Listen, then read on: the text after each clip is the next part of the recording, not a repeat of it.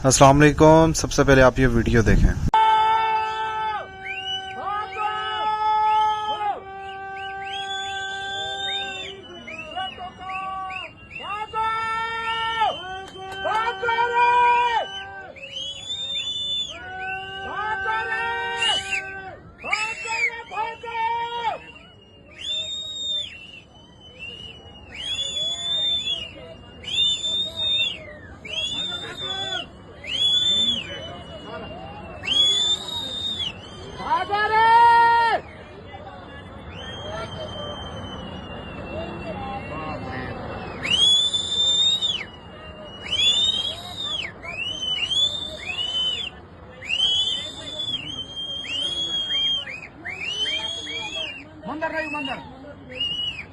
ये इंडिया के गांव उत्तराखंड की वीडियो है जहां पे क्लाउड बर्स्ट हुआ है जिसकी वजह से आधा गांव तबाह हो गया है।